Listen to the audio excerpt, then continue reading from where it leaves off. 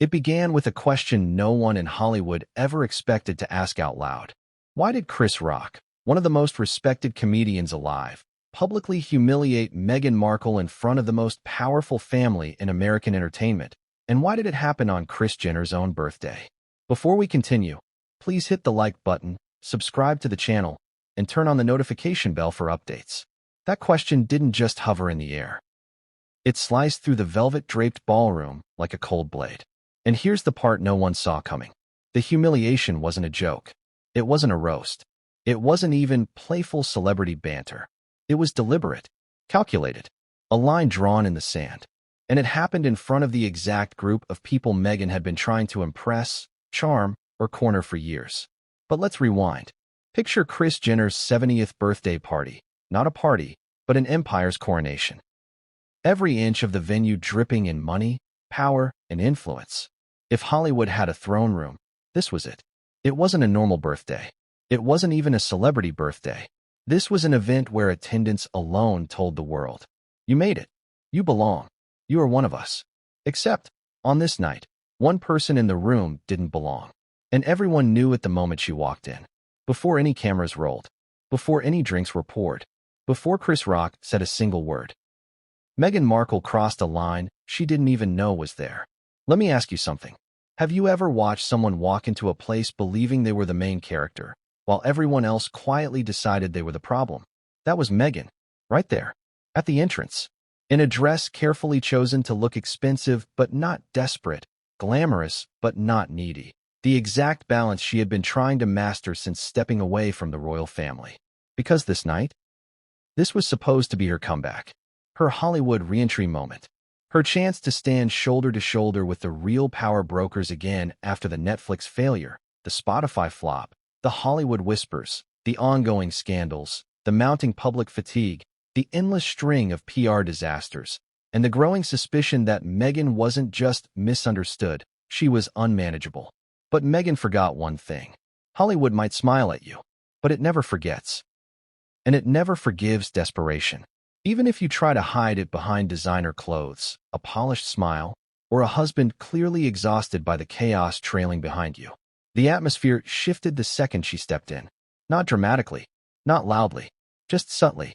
People glanced, looked away, looked again, not in admiration, in confusion, as if silently asking, who invited her?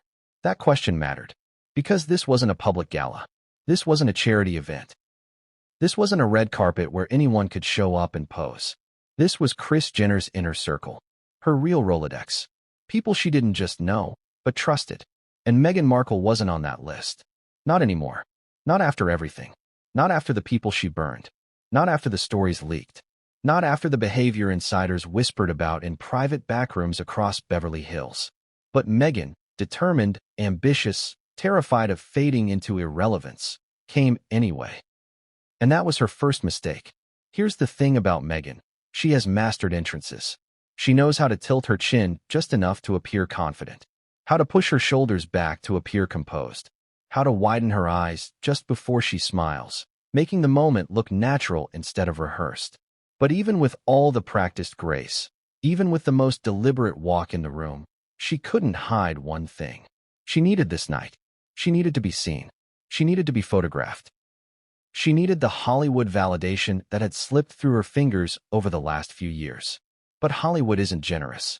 It doesn't hand out second chances like candy, especially not when your reputation comes with so much baggage. So when Meghan approached the crowd, the elite designers, the network CEOs, the film producers, the comedians, the influencers, the billionaires, the Kardashians themselves, she didn't get admiration. She got stares. Cold, confused, judgmental. And then came the whispers. Not loud enough for microphones. Not loud enough to be caught on video. But loud enough for Meghan to hear the tone. A tone she recognized. A tone she feared. A tone she ran from when she left the UK. A tone that meant, you don't belong here. But it wasn't until she locked eyes with Chris Rock that the night truly shifted. Because if you know anything about Chris Rock, you know this. He may joke. He may entertain. He may make a crowd roar with laughter. But when he calls someone out, he means it. And he had been waiting. Not for a confrontation. Not for drama. Not for a scene. But for the right moment. Because Chris Rock has a history with Meghan, one she didn't handle well. He had commented before. He had joked before. He had told the truth before. And Meghan hated him for it. Yet here she was, walking straight toward the man who became the unexpected mirror reflecting everything she tried to hide. But before we get to that confrontation, the humiliation that froze the entire room, let's sit in the tension building at the edges of the crowd. Have you ever felt the temperature of a room drop without the air conditioner turning on? That's what happened. Guests shifted. People glanced again. Kris Jenner herself paused mid-conversation, eyes narrowing. Not angry, not shocked, just calculating. Because Kris Jenner knows how to read people like stock market charts. She knows whose value is rising, whose value is falling, whose brand enhances her family, and whose brand destroys everything it touches. And Meghan walking into that room wasn't just unexpected. It was inconvenient, maybe even dangerous. Because Kris had one rule that night. No drama. But drama had just arrived in heels. Still, Meghan's confidence didn't crack. Not yet. She smiled. She waved. She positioned herself near the most visible part of the room, the corridor where celebrities naturally passed on their way to the bar. A strategic spot. A spot for photographs. For attention. For accidental moments that could become headlines. Meghan didn't come to celebrate Kris Jenner. She came to reclaim the Hollywood spotlight. But here's the truth no one told her. Hollywood was already done. Done protecting her. Done accommodating her. Done trying to clean up after the never-ending controversies. And if Meghan thought this party would be her triumphant return, Chris Rock was about to prove otherwise. Because the moment he saw her trying to insert herself into a group conversation, a conversation that absolutely did not include her, he didn't hold back. Not this time. Not tonight. Not in Kris Jenner's house. But the confrontation didn't explode immediately. First came the eye contact. Sharp. Cold. Direct. Kris looked at Meghan the way a teacher looks at a student who keeps interrupting the class. A look that said, "Don't try it." But Meghan did. Of course she did. She approached anyway. And in that single step, that tiny movement toward him, the energy in the room shifted again. Because everyone knew. Something was about to happen. Something big. Something public. Something that couldn't be undone. The whispers went silent. The laughter softened. Even the music felt quieter, as if the DJ felt the temperature shift. Meghan reached the circle of comedians. Kris, Kevin Hart, Dave Chappelle. 3 men who built their careers on truth, fearlessness, and unfiltered commentary. 3 men who had spoken about her before. 3 men she wished would take it back. So she forced a smile. A practiced smile. A smile that hid years of resentment. And she opened her mouth. But that's when Chris Rock cut in. Not cruelly, not loudly, not dramatically. Just decisively. And his words were sharp enough to slice through Meghan's mask. The humiliation wasn't just personal. It was symbolic. And it marked the exact moment Hollywood finally said, "Enough." But what Chris Rock said next. What he said in front of Kris Jenner, Kim Kardashian, Kylie, Kevin Hart, 2 major streaming executives, and half the comedic elite. That's what triggered the chain reaction that would follow Meghan Markle for the rest of her career. And no one saw it coming. Not even Meghan. Not even Harry. Not even Kris Jenner herself. In that moment, that verbal blow would become known as the beginning of Meghan Markle's unofficial Hollywood blacklist. But the real story, the real twist, the real fallout, was still hours away. And what came next would change everything. And no one saw it coming. The air around Meghan felt heavier with every passing second, but she didn't feel it. Or maybe she refused to. She kept smiling, kept posing, kept subtly adjusting her posture to look taller, more confident, more in control than she actually was. Because that's the thing about Meghan, the performance never stops. Not in public, not in private. Not even in rooms where the audience isn't buying a single thing she's selling. As she stood there among Hollywood titans who hadn't invited her, hadn't acknowledged her, and hadn't expected her, she clung to one belief. Visibility is power. Visibility is relevance. Visibility is survival. But visibility can also be exposure. And that's exactly what was about to happen. She was still seconds away from the moment that would define her night. The moment Chris Rock delivered the verbal blow that spread across Hollywood like a shockwave. But the tension had already begun to wrap itself around the room like invisible wire. People could feel it. People could sense it. People could predict exactly where this was heading. But Meghan, in her mind, was convinced she had control. She believed her presence spoke louder than any whisper. She believed her appearance here would revive her slipping Hollywood narrative. She believed she could charm the room the way she once charmed daytime talk show audiences, magazine editors, and young activists who still thought of her as a symbol of empowerment. But this wasn't the world she walked into in 2017. This was 2025. Hollywood had changed. The public had changed. And Meghan's reputation had changed the most. She could feel the stares but tried to interpret them as curiosity rather than discomfort. She could hear the whispers but convinced herself they were admiration rather than skepticism. She could sense the distance people kept, but she told herself it was only because she was intimidating. Anything except the truth. And the truth was simple. Hollywood had grown tired of her. The drama, the contradictions, the interviews, the victim narrative, the never-ending scandals, the failed deals, the shifting stories, the tension she carried like static electricity. There was a time when Meghan had a grip on Hollywood sympathy. But sympathy has an expiration date, and Meghan was long past it. Still, she held her glass and pushed forward, moving deeper into the inner circle, deeper into conversations that weren't hers, deeper into territory she believed she had earned but never truly secured. She took a breath, smiled wider, straightened her spine, and then she walked toward the one person she should have avoided. Kris Rock. He saw her before she reached the group. A faint raise of the eyebrow, a slow shift of posture, a silent acknowledgement. Here we go? Kevin Hart's smile tightened. Dave Chappelle glanced away, trying not to get dragged into the moment. And Meghan, determined to reclaim the narrative, inserted herself into their conversation with a light laugh, a hand gesture, something vaguely confident, something vaguely rehearsed. Then she said it. A comment she thought was charming but landed like a dull thud. Kris, you must know you owe me a proper apology for that joke. Everything stopped. Kevin Hart froze. Chappelle lowered his drink. Kris Rock blinked once, not in confusion, but in disbelief. And then you could feel the room shift again. Guests who weren't even part of the circle sensed it instantly. A few heads turned. A few whispered, "Oh no." Someone quietly stepped back as if making space for an explosion. Meghan didn't notice, or pretended not to. She pushed forward, smiling wider, tilting her chin higher, trying to frame the moment as something lighthearted.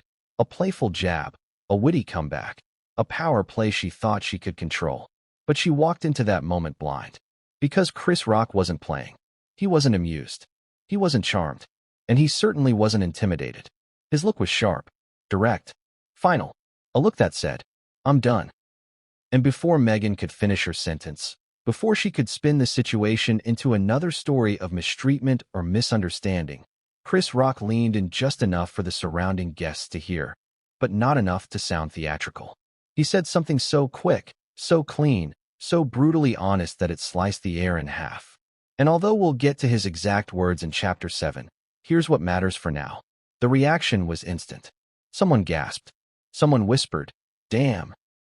Someone else put their hand over their mouth like they had witnessed an accident happen in slow motion. Meghan's smile cracked. Just slightly. Just enough for those closest to her to see the flicker of panic behind her eyes. Only for a second. But it was there. She tried to recover. Tried to laugh it off. Tried to turn the moment into a joke she could twist into a future interview anecdote. But the room wasn't laughing. Not Kevin. Not Dave. Not the executives watching from a distance. Not the stylists whispering near the bar. Not the Kardashian sisters exchanging silent glances. The social temperature dropped so sharply you could almost hear it. Because everyone in that room understood something Meghan didn't. Kris Rock had just done what Hollywood had been waiting to do for years. He said what people had been too polite, too quiet, too diplomatic, too strategic, or too afraid to say out loud. And Meghan? She wasn't just embarrassed. She was exposed. Her face tightened. Her throat stiffened. Her fingers gripped the stem of her glass harder than she intended. She opened her mouth to respond, to salvage herself, but the moment was gone. The power was gone. The room had shifted. And Kris Jenner, who had been observing from across the room, finally stepped forward. Not to defend Meghan. Not to defuse Kris. Not to stop the tension. But to take control of her party before the night spiraled out of her carefully orchestrated order. She approached the circle with the calm authority of a woman who has built a billion-dollar empire out of other people's chaos. And Meghan looked at her like a lifeline, a silent plea for Kris to intervene, support her, save her, validate her. But Kris's face was unreadable. Not angry, not shocked, not sympathetic, just calculating. Because Kris Jenner knew exactly what had happened. She knew the impact. She knew the consequences. She knew how this moment would ripple through Hollywood. And Meghan could see it in her eyes. Kris wasn't going to save her. Not this time. Not ever again. That realization hit Meghan harder than Chris Rock's verbal blow. Because if there is one thing that can destroy your career in Hollywood faster than scandal, it's silence from the right people. Silence from the people who control rooms like this. Silence from the people who decide who stays relevant. Silence from the people who determine the difference between opportunity and exile. And that silence, that absence of support, that collective turning of the head, it struck Meghan in a way she couldn't hide, not even behind her practiced smile. She tried to breathe, tried to stay composed, tried to convince herself she still had allies here. But deep down, in the small space between her ribs and her pride, she knew. The room had turned against her, and the night wasn't even close to over. Because the real damage, the real humiliation, the real fallout was about to begin. And what happened next would change everything, and no one saw it coming. There are parties in Hollywood, and then there are the events that redraw the entire social hierarchy in a single night.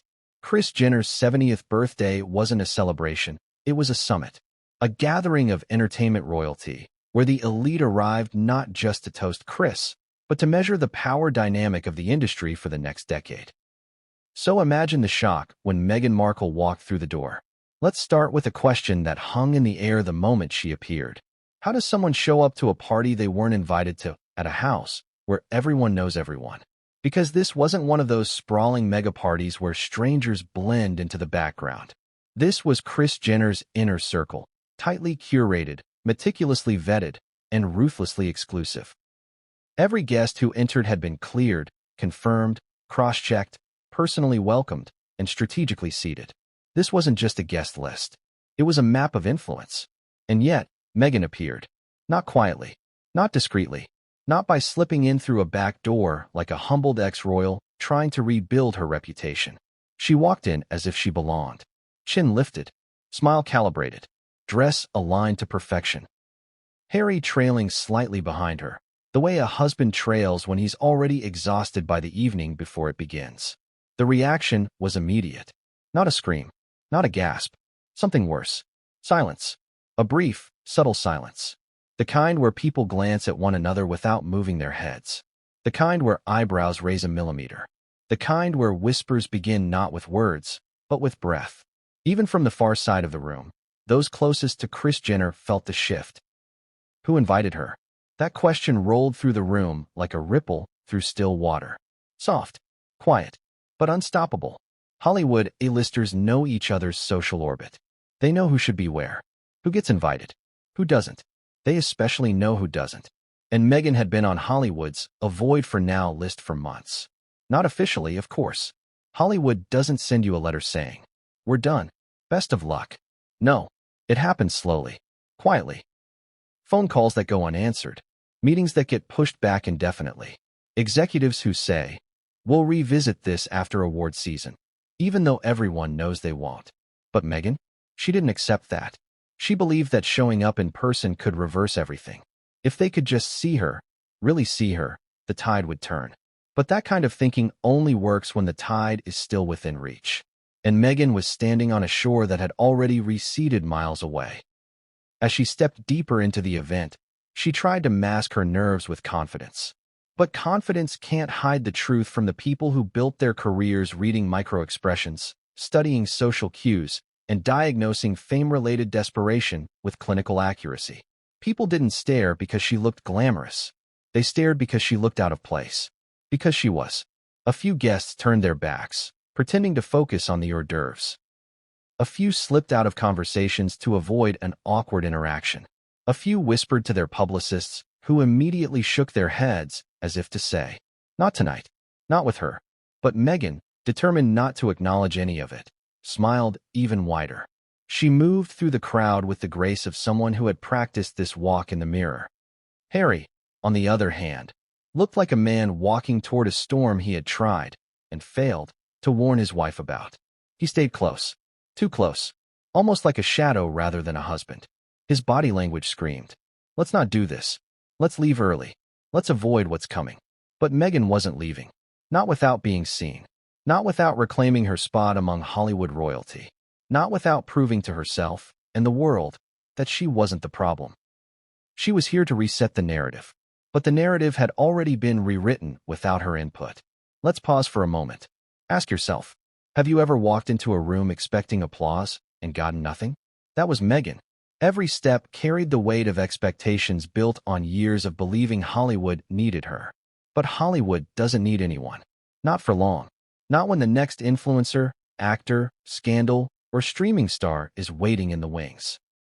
Still, Meghan made her way toward the heart of the party, the center where the conversations mattered, where the networks mingled, where the brands negotiated, where the influencers captured content, where Kris Jenner's chosen few stood in shining clusters of fame.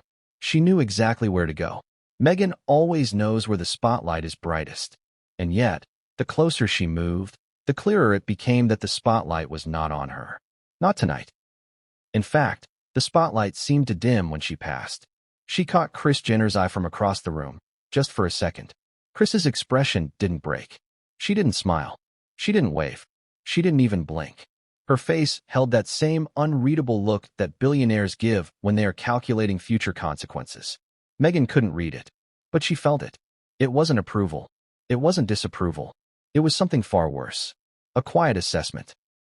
And from that moment on, Meghan should have known. This was not her night. But she pushed deeper. She gravitated toward a group laughing loudly, trying to blend herself into their radius, trying to be seen as part of the circle, trying to reclaim some shred of the Hollywood she once believed she controlled. Then she made her second mistake. She approached the comedians. Chris Rock, Kevin Hart, Dave Chappelle. 3 men who never sugarcoat anything. 3 men whose entire careers were built on uncomfortable truths. 3 men whom Meghan should have avoided at all costs. Because unlike actors, influencers, or executives, comedians don't care who you are. They don't care what title you gave up. They don't care how expensive your dress is or how powerful your publicist thinks they are. All comedians care about is honesty. Raw, uncomfortable honesty. And Meghan had walked straight into the lion's den. She tried to laugh along with them. Tried to make small talk. Tried to assert her presence with light touches on arms, practiced smiles, and faux relatable comments. But the comedians weren't biting. Kevin gave her a tight, polite smile. Dave sipped his drink and stayed quiet. And Chris watched her with a look that said, "Not tonight." But Meghan didn't pick up on any of it. Or maybe she refused to. She thought she could redirect the energy. She thought she could lighten the room. She thought she could control the narrative. So she made a joke at her own expense, something forced, something unnatural, something she believed comedians would appreciate. They didn't. The moment fell flat, painfully flat. Someone coughed. Someone else looked away. Harry's posture collapsed slightly, as if his ribs were folding inward. But Meghan kept pushing. She brought up Chris Rock's past joke, the one she'd been furious about. She brought it up jokingly, as if she found it funny now. As if she wanted to appear unbothered. But the joke wasn't funny. Not to Chris. Not to anyone. And as the air tightened around them, Meghan delivered the line that sealed her fate. "You owe me an apology." 8 words. 8 fatal words. The comedians froze. The surrounding guests felt the temperature drop. Even Kris Jenner turned her head sharply, sensing a shift in the atmosphere. It was the moment where Meghan officially crossed into territory she couldn't come back from. And Chris Rock? He stepped over the line she had drawn in the sand. With one sentence, sharp, calm, and unforgettable, he delivered the humiliation that would echo through Hollywood for weeks. A single sentence that Meghan would replay in her head long after the party ended. A sentence that marked the beginning of her Hollywood downfall. But the worst part wasn't what Chris said. The worst part was how the room reacted. And that part, that reaction, that humiliation, is what changed everything. But what happened next would change everything, and no one saw it coming. The room didn't just react. It shifted. Not physically, emotionally, socially, strategically. Because in Hollywood, Social shifts are currency. They change careers. They alter alliances. They destroy reputations. And this shift was not in Meghan's favor. Let's slow down for a moment. Have you ever watched a group collectively decide someone has stepped out of line? Have you seen a whole room, silently, without speaking, agree that a person no longer holds the weight they think they do? That was the exact moment when Kris Rock's gaze locked onto Meghan. His face didn't show anger, not irritation, not amusement, just clarity. A calm, deadly clarity. A kind of clarity Meghan had never been confronted with. Not in this way, not in this environment, not in a room where every person held more influence than she did. And then Kris spoke. Not loudly, not dramatically. His voice didn't need volume. It carried weight on its own. His words, precise, sharp, unflinching, landed with the force of truth. A truth Meghan had been trying to outrun for years. A truth Hollywood whispered behind closed doors. A truth executives muttered during late-night calls. A truth comedians joked about on stage because they were the only ones brave enough to say it. And a truth Meghan himself refused to acknowledge until it was finally thrust in her face. For a split second, the room went still. Not because Kris had embarrassed her, but because he had confirmed something everyone already suspected. Meghan Markle's influence in Hollywood was gone. The shock didn't come from what Kris said. It came from the fact that he said it to her face. And in that brief moment, that frozen sliver of time, every single person in that circle saw the truth hit Meghan like a cold gust of air. Her smile faltered. Her fingers tightened around her glass. The breath she took afterward was sharp, so sharp you could see her chest lift in a quick, involuntary jolt. Harry's face changed instantly. Not anger, not surprise, just resignation. He knew. He had felt this coming for months. He had warned her, gently and desperately, that she was burning too many bridges, too fast, too recklessly. But Meghan didn't listen. She believed she could rebuild Hollywood by sheer force of personality, determination, or publicity. But you can't force Hollywood to love you. Not when Hollywood has already made its decision. And this party, this night, was the final confirmation.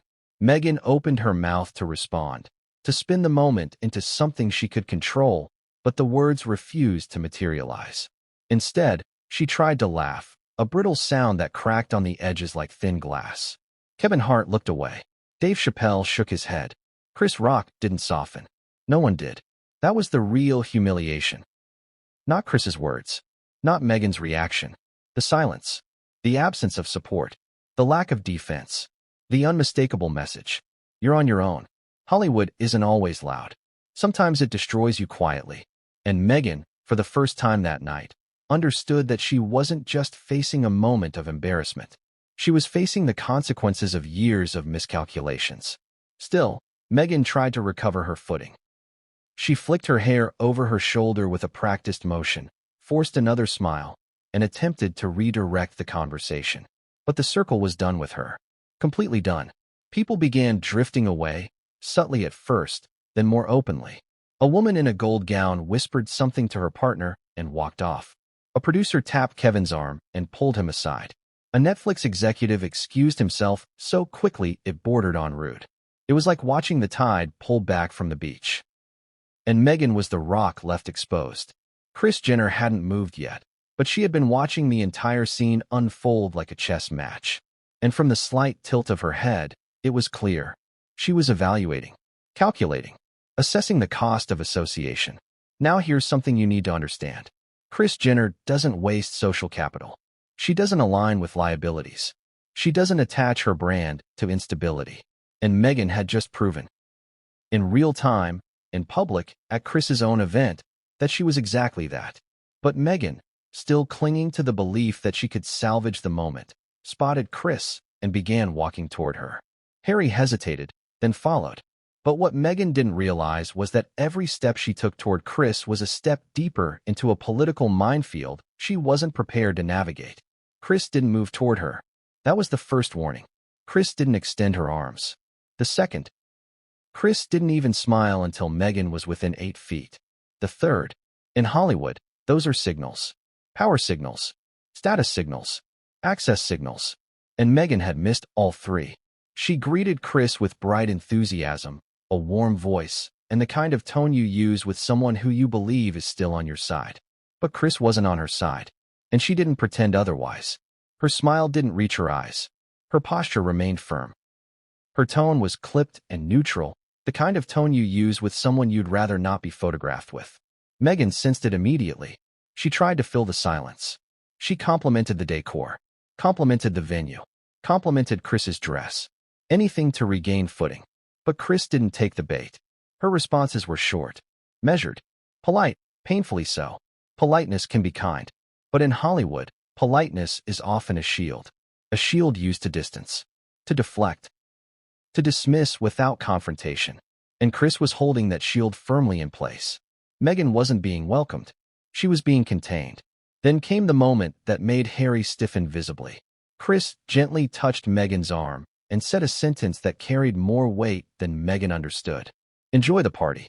Not, I'm so glad you're here. Not, come join us. Not, let's catch up later. Enjoy the party. For words, a soft dismissal, a velvet-wrapped rejection. And then Kris turned away. Not rudely, but deliberately, and joined another conversation. A conversation Meghan wasn't invited into. Harry exhaled in defeat. Meghan stood frozen for a beat too long. Her cheeks burned. Her posture stiffened again. Her hand clutched her purse. But she wouldn't leave. She refused. She didn't come this far to retreat. Not after everything. She straightened herself, lifted her chin, forced a new smile onto her face, and walked. Not toward the exit, not toward Harry, but deeper into the party, into the one place she absolutely shouldn't have gone. The room where the comedians had regrouped, and where Kris Rock was waiting, not knowing that the next interaction would ignite the spark that consumed the rest of her Hollywood career. What came next would change everything, and no one saw it coming. There are confrontations that happen out of nowhere, and then there are confrontations years in the making. The kind that simmer beneath the surface, quietly building pressure, waiting for the exact moment to explode. And the tension between Kris Rock and Meghan Markle? That wasn't born at Kris Jenner's birthday party. It didn't begin with a joke. It didn't begin with a misunderstanding. It didn't begin with a misquoted interview. It began long before that. And the truth is, anyone who had been paying attention should have seen this coming. Let's rewind. Have you ever watched two people who don't like each other pretend they're fine, until eventually the mask falls off? That was the dynamic between Kris Rock and Meghan. To understand what happened at the party, you have to understand the history, the real, messy, complicated, uncomfortable history that led up to it. Because this wasn't personal for Kris. This wasn't emotional. This wasn't petty. It was inevitable. The first time Kris Rock publicly mentioned Meghan Markle was years ago. Long before the birthday party. Long before the humiliation. Long before Hollywood began distancing itself from her. It was during a Netflix stand-up special. A moment that still circulates online like a relic of prophetic comedy. A moment Meghan never forgave him for. A moment that drew a line in the cultural sand. Kris Rock stood on stage in front of millions of viewers and said something simple, but devastating. Meghan wasn't experiencing racism. She was experiencing what every black person feels when meeting in-laws for the first time. It wasn't cruel. It wasn't hateful. It wasn't a personal attack. It was comedy rooted in truth. But Meghan couldn't accept that. Not then. Not ever. She built her entire public identity around the idea that she was targeted, misunderstood, persecuted.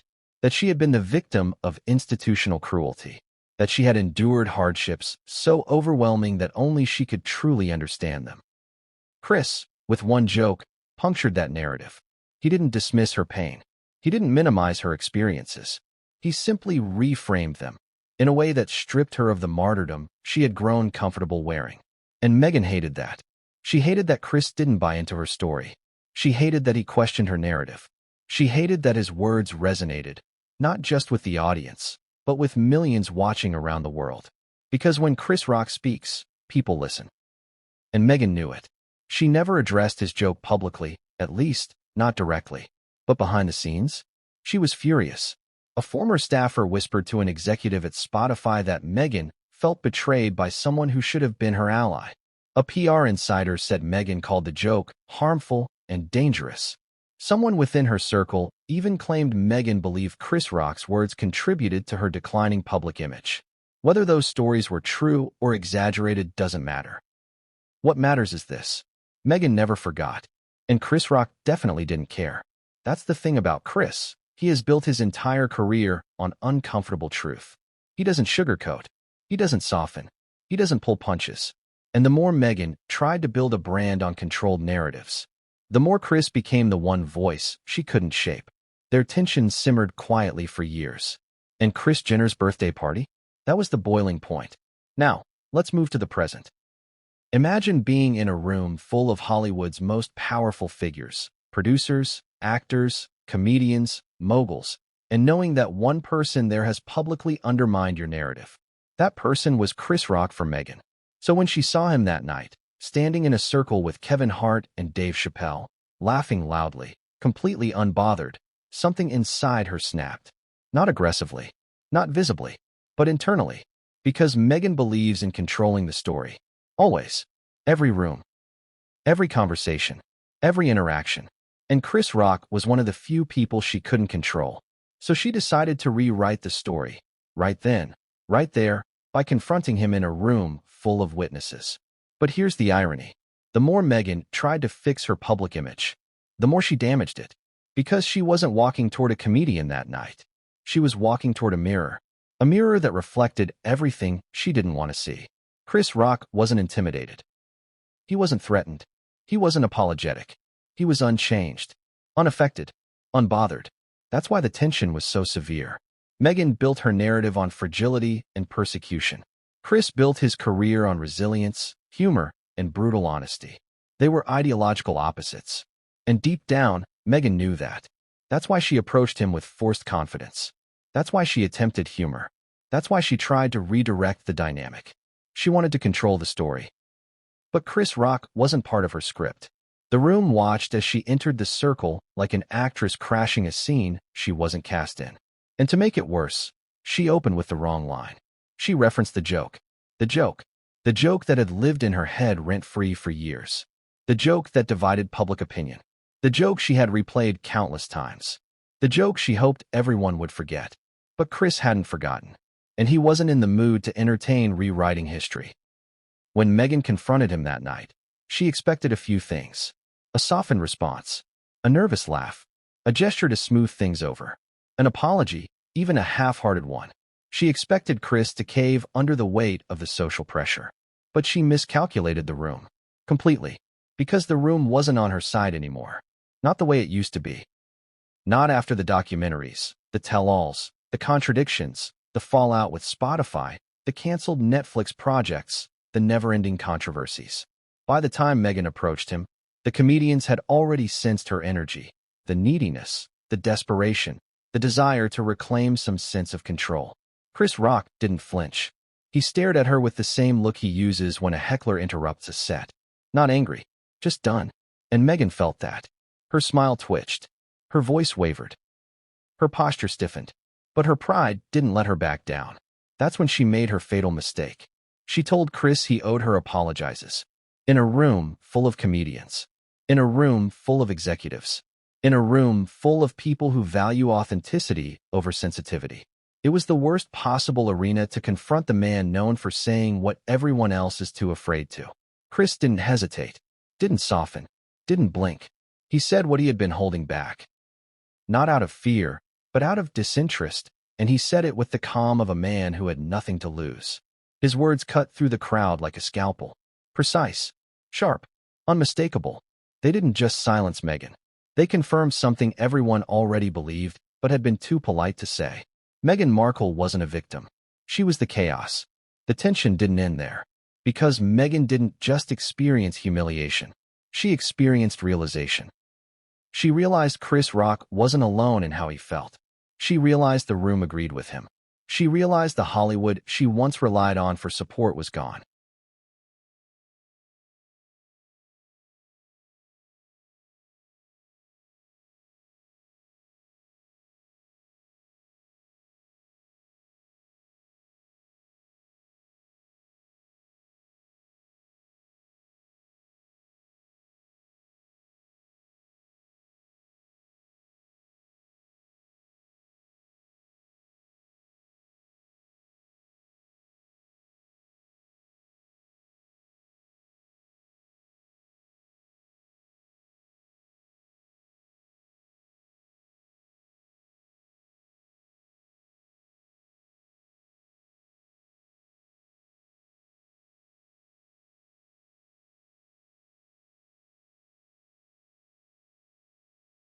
And the worst part?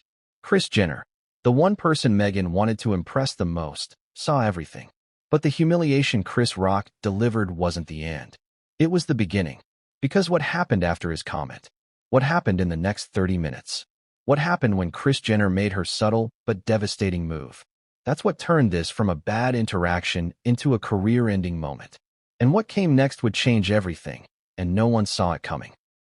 Meghan's jaw tightened, almost imperceptibly, but enough for anyone paying attention to catch it. And in that room, people were paying attention. They didn't need to hear every word to understand the energy shift. They felt it. Suddenly, Meghan wasn't the woman who was supposed to reclaim her Hollywood footing. She was the woman who had just been schooled in public by one of the sharpest comedic minds alive. And the humiliation didn't come from volume. It came from accuracy. Chris Rock's comment was short, yes. But it was devastating because it was true. And that's the one thing Meghan Markle has never been able to outrun. The truth spoken plainly, without spin. Chris didn't dress it up. He didn't soften it. He didn't couch it in diplomacy. He didn't hide behind Hollywood politeness. He spoke with the clarity of someone who had watched Meghan's public narrative twist itself into knots for years. The room reacted in quiet shock, but not surprise. Because here's the uncomfortable reality. Hollywood had been thinking what Chris said for a long time. They just didn't have the guts to say it out loud. Not until now. Not until Chris, a man with nothing left to prove, finally said what everyone else had been whispering in boardrooms, backstage lounges, and private dinners across Beverly Hills. Meghan felt the shift immediately. She had walked into the conversation believing she could rewrite history. But Chris's words pinned her to the truth she'd been avoiding. And suddenly, the mask she had worn all night, the confidence, the charm, the forced ease, slipped. Just for a moment. Just long enough. Her eyes flickered. Her breath caught. Her smile collapsed for a fraction of a second. And in Hollywood, a fraction of a second is an eternity. Harry stepped 1 inch closer to her, instinctively, protectively. But even he realized there was nothing to protect her from except the consequences of her own choices. So he stayed silent. He kept his hands clasped. He looked down. Even he knew this was bad. Very bad. Meanwhile, Chris didn't move. Didn't smirk. Didn't push further. He didn't need to. His line had accomplished exactly what it needed to. The comedians around him didn't laugh. Not because it wasn't funny, it was. But because humor wasn't the point anymore. Truth was. And truth, spoken plainly by a person who owed Meghan nothing, hit harder than any joke ever could. Meghan tried to salvage it. She lifted her chin. She gave a brittle laugh. She said something airy like, "You're so silly." But her voice cracked on the final word. She wasn't okay. Not even close. This was not the script she prepared. This was not the moment she envisioned. This was not the narrative she had come to reclaim. And the more she tried to recover, the more obvious it became that she had completely misread the room. A stylist whispered to their date, "This is uncomfortable." A producer shifted his weight awkwardly. A famous actress glanced around, silently asking if anyone else was witnessing the train wreck. They were. Everyone was. And something else happened. Something subtle, but disastrous for Meghan. People began drifting away. Not dramatically. Not in a rush. Just slowly. One person at a time. One polite excuse. One sudden memory of someone they needed to speak to across the room. One soft apology of, "Excuse me, I need to catch someone before they leave." It was social evaporation. Meghan was becoming radioactive in real time. She wasn't just losing the conversation. She was losing the room. And losing a room at a Kris Jenner event is the social equivalent of losing oxygen in a fire. Meanwhile, Chris Rock didn't chase anyone away. He didn't need to defend himself. He didn't escalate. He simply let Meghan hang in the silence created by her own attempt at confrontation. And as she stood there, surrounded by the quiet, polite horror of those who realized they had just witnessed a career take a very public hit, something else happened. Kris Jenner noticed. From across the room, Kris had watched everything unfold, her eyes narrowing slightly, analyzing the dynamics like a general evaluating the battlefield. She didn't rush over. She didn't intervene. She didn't scold Kris or comfort Meghan. Because Kris Jenner is not just a reality TV matriarch.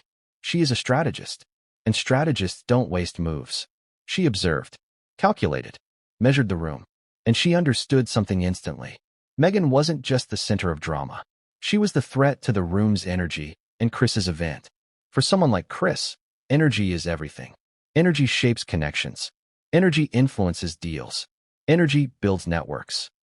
And Meghan's presence was draining the room. But here's the sharpest twist of all. Meghan didn't see it. She couldn't. Her pride wouldn't allow it.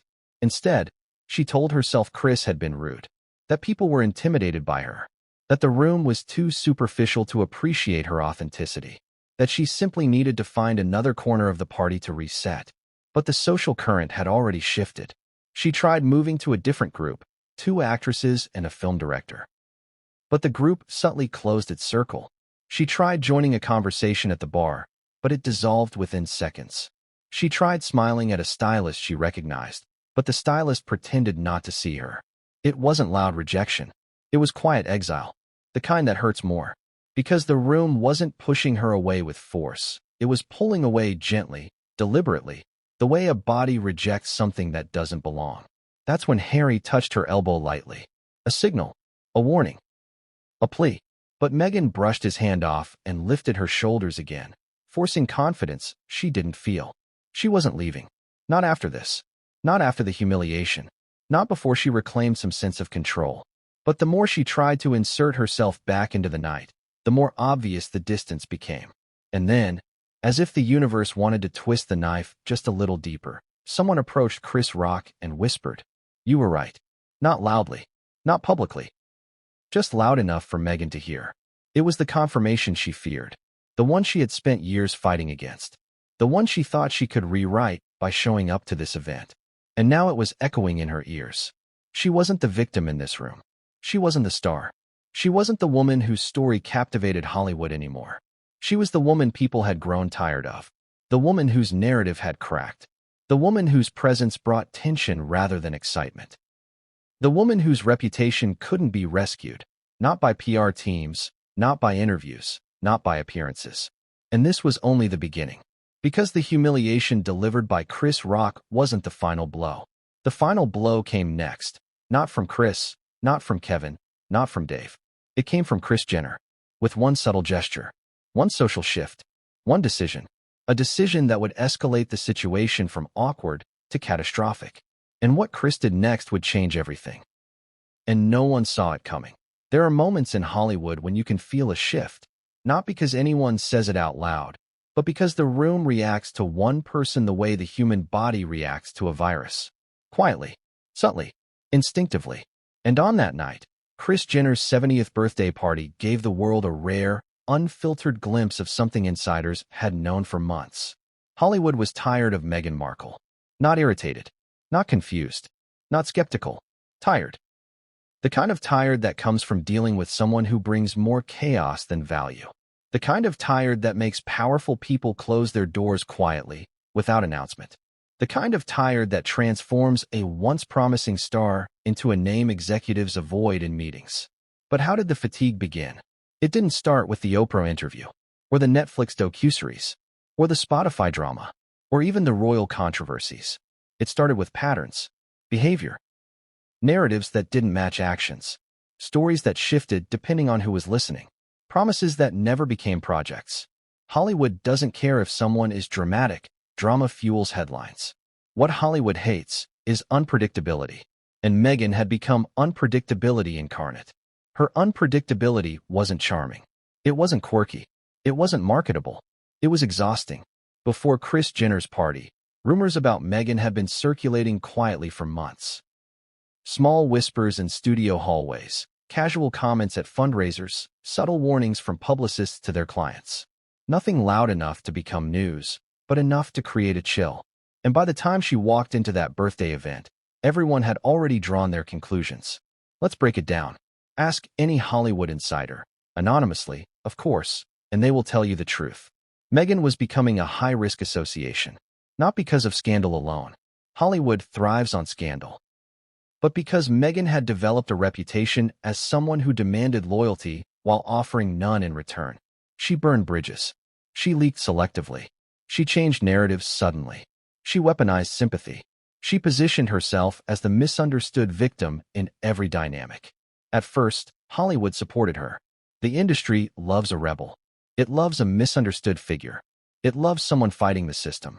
But the tide turned when Hollywood realized Meghan wasn't fighting the system. She was fighting everyone.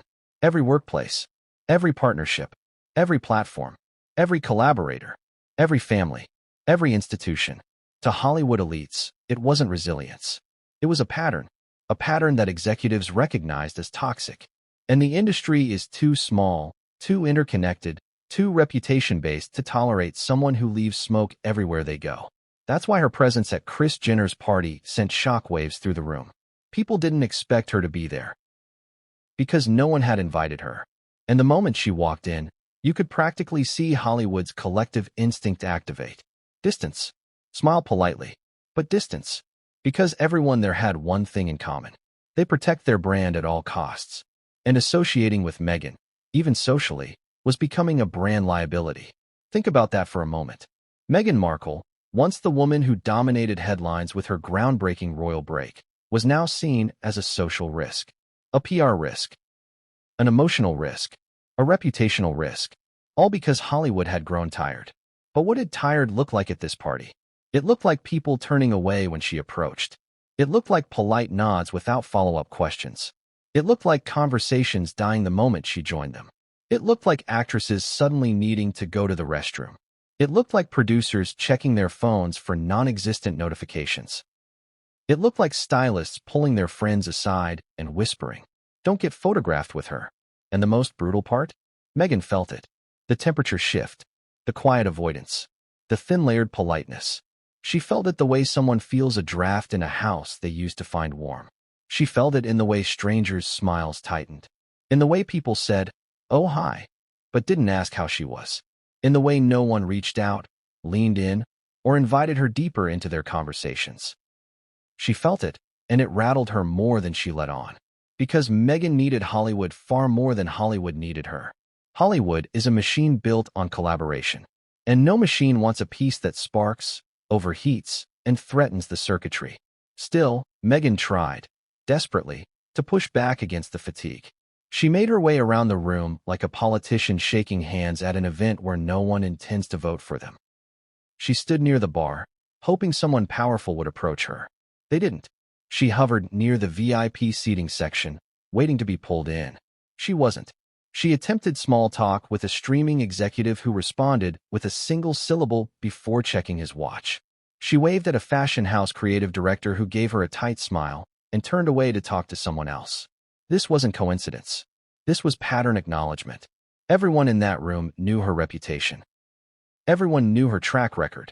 Everyone knew associating with Meghan came with drama. Drama no one wanted to inherit. And yet there was still one person Meghan believed she could win over. Kris Rock. Not because they were friends. Not because they had chemistry. Not because he respected her. But because Meghan deeply believed she could charm her way out of any tension. She believed that if she approached Kris with poise and grace, he would soften. He would laugh. He would compliment her. He would diffuse the situation. She believed she could rewrite history with a smile, a joke, and a confident gesture. But Kris Rock doesn't operate on charm. He operates on truth. And that truth, the truth he had been hinting at for years, was that Meghan was not the innocent, persecuted figure she crafted herself to be. She was a disruptor, not in the empowering way Hollywood likes, but in the exhausting way Hollywood avoids. That's why his reaction at the party was so sharp. He wasn't reacting to one moment. He was reacting to years of build-up, to the interviews, to the contradictions, to the selective victimhood, to the emotional manipulation, to the social hypocrisy, to the fact that Meghan played the race card in ways that offended countless Black entertainers, comedians, activists, and creators who had actually lived that struggle without weaponizing it for attention. Kris wasn't cruel. He was fed up, just like Hollywood. And that's why his words didn't just sting Meghan. They echoed across the room, because they hit the exact nerve Hollywood had been avoiding. The Meghan fatigue was real, and his comment validated what everyone else had been too diplomatic to admit publicly. After Kris spoke, the atmosphere didn't just shift, it snapped. People stepped back. People drifted away. People lowered their voices. The room treated Meghan not like a guest having a rough moment, but like someone whose presence had crossed a line no one wanted to touch. And Meghan felt isolated. Isolated in a room full of people she once believed were her peers. Isolated in a sea of influence she no longer controlled. Isolated in a space where her celebrity had lost its shine. But the worst blow wasn't Kris. It wasn't the room. It wasn't the whispers. It was Kris Jenner, who was watching everything with the precision of a chess master. Because Kris didn't just see Meghan get humiliated. She saw opportunity. She saw a shift in the room's respect. A shift in alliances. A shift in how Meghan's presence could affect her own brand. And Kris Jenner acts quickly when her brand is at stake. Fast, quiet, cutthroat. Which is why, moments after Chris Rock delivered the comment that shook the circle, Kris made a decision that sealed the direction of the entire night. A decision Meghan never saw coming. And what Kris did next would change everything, and no one saw it coming. Kris Jenner didn't move immediately. That's what made her reaction so powerful. She stayed exactly where she was, poised, elegant, unbothered, absorbing every detail of what just unfolded like a queen watching her court shift alliances. Kris is many things, but subtle is her favorite weapon. She didn't charge into the confrontation. She didn't scold Chris Rock. She didn't defend Meghan. She simply watched. Because in Hollywood, observation is power. And Kris Jenner had just observed something valuable. The room wasn't merely uncomfortable around Meghan. The room was aligned against her. In Hollywood, collective energy is rare. People disagree. People compete. People form micro-alliances. But here, this was unity. A unity of exhaustion. A unity of avoidance. A unity of silent acknowledgement. We're done with her. You could see it ripple outward from the comedians to the executives, from the influencers to the stylists, from the CEOs to the socialites. The Meghan Markle experiment was over. Kris took this in with a strategist's eye. She wasn't being cruel. She wasn't being petty. She was being protective of her brand, her family, her event, and her reputation. Meghan's drama had become contagious, and Kris Jenner does not let contagion spread at her parties. So, without saying a word, she made her move. She lifted 2 fingers, a tiny gesture, almost invisible, toward the event manager. The manager, trained to interpret Kris's signals like a military operative, nodded and stepped into action. Within minutes, 2 things happened that Meghan didn't immediately recognize, but everyone else did. The photographers were quietly redirected away from Meghan. Guests were subtly steered toward different areas of the venue. This wasn't an accident. This was Kris Jenner socially isolating a problem before it contaminated the entire event. The lighting shifted ever so slightly, dimming in the section where Meghan stood and brightening near Kris's preferred groupings, a tactic Kris has used for years to guide social flow. Suddenly, people found excuses to move across the room. A choreographer spotted a producer. A fashion house director waved down an A-list actress. A streaming executive pretended to receive a phone call. 2 influencers suddenly remembered they hadn't taken their arrival pictures yet. It was a carefully choreographed escape, and Meghan was left in a widening circle of empty space. Her eyes darted around, searching for someone, anyone, who would anchor her, who would smile, who would pull her back into the social fold. But no one came. Not a single person stepped forward. This is what Hollywood fatigue looks like when it blooms into full form. A person becomes invisible in plain sight. The worst kind of invisibility, not from lack of fame, but from lack of relevance. Harry tried again, gently placing his hand on Meghan's arm, whispering something low. Something like, "Let's leave.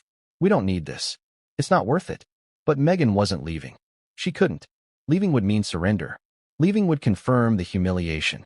Leaving would acknowledge that Chris Rock's words had broken through her facade. No, she wasn't going anywhere. She lifted her chin, swallowing the rising panic, insisting that the night wasn't ruined. Insisting she could still recover. Insisting she could still flip the narrative. But Hollywood is not a place where narratives flip by force of will. Narratives flip when the room decides. And this room had already decided. A director whispered to an actress, "This is uncomfortable." A major streaming executive leaned into his date and muttered, "This is why we said no to the pitch meeting." A publicist murmured, "This is the last time she'll be invited anywhere like this." Meghan heard bits and pieces, just enough to sting, just enough to spiral, just enough to ignite the frantic need to prove herself.